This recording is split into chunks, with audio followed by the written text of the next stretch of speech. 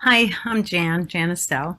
Um, I'm doing the book The Beauty Detox Solution by Kimberly Snyder. This wasn't really my first choice, but my first choices were not available. I was hoping to do something about the gut, but I've got this book, so I'll do the best I can. Her bio was not readily available. I had to search the internet. I found a few versions that were very similar. They all started off the same, with her going on and on about all the celebrities she's treated. She has all their names. And then she goes, has another paragraph with all the TV shows she's been on. I'm waiting to get to her credentials and what her education is. And you never really get there except to say she had it sounds like an undergrad at Georgetown University. And then she mentions behind her name, there is a CN, which is a certified nutritionist. Now, looking that up, I know that it can take about 6 courses to obtain a CN. The degree, if it's really a degree, isn't much of a nutrition background. I certainly wouldn't want to be treated by somebody with just a CN, but that is what she has. Now, I did find one site that said she had a certified clinical nutritionist, CCN, but she doesn't use those credentials, so I don't think that site was correct. Everything else said just a CN. So she's not terribly qualified, and that somewhat shows in the book that is reflected in her writing style. Her writing style uses words that are more at a 6th grade level for some of her descriptions, particularly through the beginning of the book. The end of the book, she does a little better on describing more information at a deeper level. Well, I wouldn't exactly say deep, but on a level that gives you a little more information. But it's definitely some of her pet terms, which I wrote down, are sludge, more energy. I don't know what sludge is. She never did really describe it, but more energy equals more beauty. So I spent some time I spent some energy trying to figure out what energy was. And some of it looked like it was calories, some of it looked like it was ATP, some of it looked like it was chi. It was a little hard to tell exactly what she meant by energy. But with that said, it was a term she used frequently, so I just had to get used to it. She also has lots of anecdotal stories. And she goes on to tell you that she believes those are the best for learning and teaching, which somewhat also tells you about her background and lack of very good education on really what constitutes the best place for education and how we can teach others as well as learn ourselves. So anecdotal stories are just that. Um, I will say before I go on too much, some of the things I did like. I liked 2 things basically that she described. One was how your body is designed. There's a part early in the book. She starts right off with that she compares us to chimpanzees and to gorillas and then to tigers. And I'm going to look at the chart they provided where they summarized it. What they describe is hands, teeth, liver, intestines, and stomach. And the hands and teeth, mostly the hands, go on to say how we have dexterity in our fingers. We can pull up plants, where of course a tiger has to attack its prey, and its hands, the fingers don't bend, and their fingers are good for that. And then teeth are obvious. They have very sharp, pointy teeth to tear apart their prey. And we have mostly flat grinding teeth, which chimpanzees and gorillas do have all flat grinding teeth. But we do have these canines here. And the years since I've been changing my diet back in the 70s, that was always one of the arguments is, why do we have that tooth? I couldn't believe how much time people would spend on trying to discuss why we have that tooth. I actually thought she handled it rather well by just saying that we would use that tooth to break open shells, to get things out of a shell to eat it. So I thought it was rather interesting. I don't know how valid it is or how much research she really has behind it. Because one thing, whenever she talked in a way that seemed you wondered where this information came from, it was never referenced. She did reference a lot of other material, and the references were mostly people with substance. So we'll get into that a little more later. But so next on the comparing us for our bodies is liver. We have low tolerance for uric acid, which is a byproduct for digesting animal proteins. So it just, we can't tolerate a lot of uric acid. Certainly our kidneys cannot. Where tigers actually make uricase. It's an enzyme that helps break down uric acid, and certainly a high protein diet of a cat has a lot of uric acid in it. That goes to the intestines. Tigers' intestines are pretty short, 3 times their body length, to move through that waste matter very, very quickly, where ours is 12 times our body length, the same as a gorilla, to be able to absorb the nutrients from slower digesting foods compared to with a tiger with all that uric acid.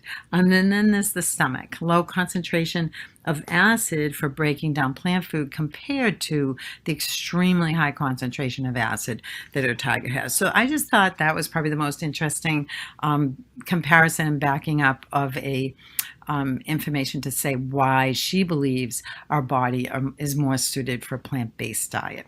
So with that said, I know part of our homework it did say we were going to be reviewing a diet. I wouldn't really call her book about reviewing a diet. Her book reviews what she wants to say is a lifestyle. In all honesty, I don't know how anyone could do all her recommendations as a lifestyle ongoing without taking a break, because it is a very strict, lots of rules. So initially it would be a lot to adapt to, even though I've done many of them in my lifetime, and at times I've followed many similar ways of eating that unfortunately I've actually let off a bit. But I think it's a pretty tough regime. Maybe it sells books. So with that said, so the other things that I wanted to mention was she does get into the acid alkaline principle of 80-20. I do think that is worthwhile. She does mention about residue and helps explain her acid alkaline very well. I thought she did a good job on that, and that milk could be a very high pH, a very alkaline food, but yet it would have a very acidic residue. So I thought she did a good job on those 2 points. Back to the things I did have some more difficulty with was with her food combining.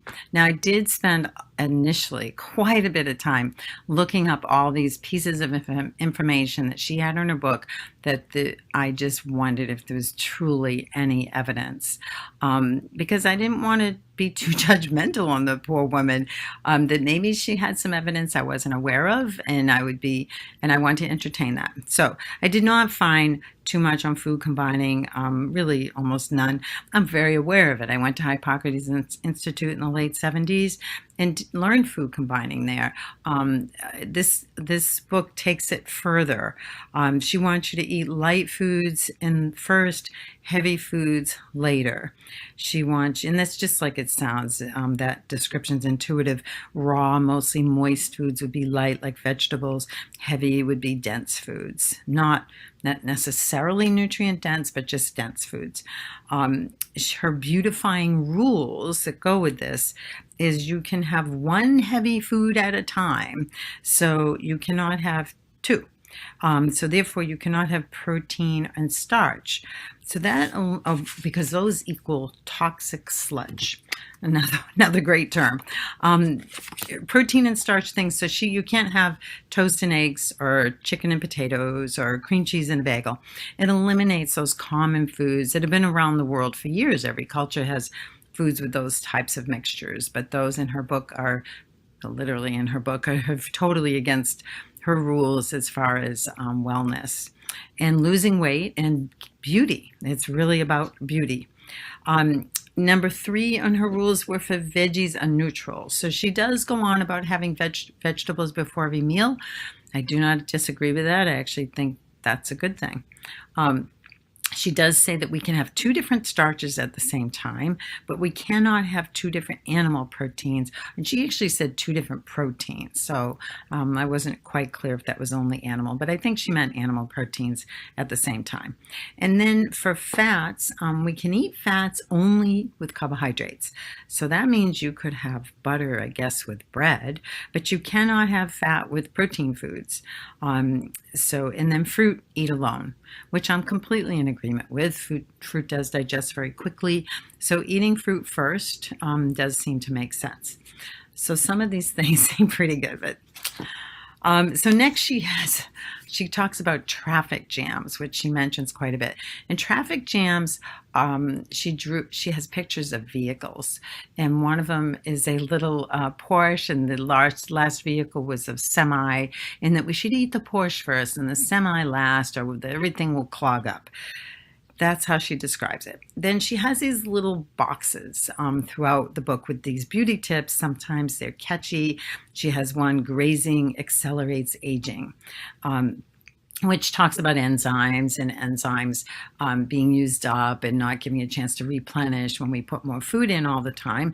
And her enzyme discussion goes on to bring up Ann Wigmore, the founder of Hippocrates Health Institute, who did contribute, I think, greatly to some of our knowledge. Ann Wigmore had a lot of illnesses. She was a very sick woman. I'm sure she needed to do these things. She's the founder of wheatgrass, and it helped her tremendously. I think some of her knowledge did help. But it seemed like that was a learning period quite a while ago, but yet this book puts right up front again to be using her techniques, some of which are colonics and enemas. She very much believes we should do that, but now take our probiotics with it. She gets into green drinks, which I think is a great thing. Some of the things she's against is dairy, agave, gluten. I can't argue with any of these. And she does do a pretty good job on talking about detoxing. She really does recommend to not do all of her diet headlong too quickly, because you would detox too quickly, and the negatives for that. So I thought she reviewed that very well in her book. So what else does she tell us? She does go to tell us in one of those cute little boxes about bring color back to gray hair. I said, oh gosh. I mean, I think she shoots herself in the foot when she describes some of her information that way, because I think many people would just not believe it. So I actually looked it up and tried to find an article, and I'm gonna, I won't click on it now because I know I lose my place when I do it, but I did find an article that I will put with my paper that does talk about antioxidants and that it can affect your hair color as far as it turning gray. Now, I didn't really see where it said it could reverse it. So who knows? I mean, I'd like to keep an open mind. I don't want to not, be open to the potential that maybe there's some truth in this. Could it hurt? No, I don't think it could hurt. I think many of the things she recommends won't hurt. As long as you're cautious on who you would recommend it to. I wouldn't recommend it to a younger person, a younger adult that maybe would be too literal. I don't think they'd get themselves in trouble following her recommendations, but it could be pretty literal. Now, she does get into her beauty phase. This is more the end of the book, where she finally has the diet right whittled down to what she thinks you should be eating, depending on the phase you're in. Most people, she wants you to start with the simplest phase. That is called the blossoming beauty. So I did summarize these because it was a lot of information. I just wanted to be able to tell you the 3 phases. The blossoming beauty is you follow the beauty food guide. And the beauty food guide is basically the 80-20 alkaline acid guide for eating. With that, you have cooked grains for breakfast and lunch, and you have animal foods are okay for breakfast or supper, but not lunch. And again, you eat from light to heavy, and that's breakfast or supper, not both, only once a day. And you cut out refined sugar and carbohydrate, that's good, and wean off gluten. You use beauty grains, which are quinoa and millet, and those could be made into bread, pasta, or crackers. So, just hearing that right away, you're getting rid of chips, you're getting rid of a lot of junk. Anybody's going to feel better on this, and anybody's going to start detoxifying on this.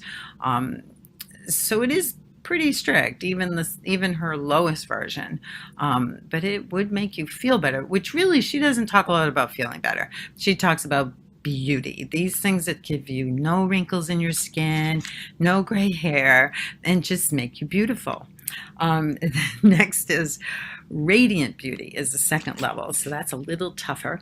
On that level, you start having your glowing green smoothies, your alkaline plant foods in the morning, no cooked grains for breakfast, so get away from the cereals or anything to do with the cooked grain, and then decrease your animal foods to less than 4 times a week, so that's really 3 times a week. You could have fish or eggs. You are allowed beautifying fat, which would be avocado, and beautifying grains, which again, millet and quinoa.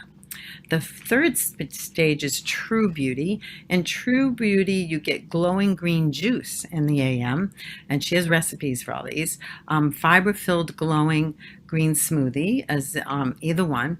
Decrease your animal foods now to just a small amount of fish or eggs or goat cheese, or none. The goal ultimately would be to have none if you can tolerate that. And no cooked grains at breakfast or lunch, and into transition into this. So she does have shopping lists available in the book. She has menus, quite a few menus, and then she has recipes for everything she recommends. As far as whether I would recommend this book, as I said before, with great hesitation. Overall, it would be way down on my list, and it would have to be that unique person that I thought was looking for something like this, is maybe coming to me specifically about aging, which I rarely see anybody for that. They're usually more concerned about their health and nutrition. So that's my review of this book and the diet. And if you have questions, please let me know. I'm be interested to see what you say after my post. Thank you.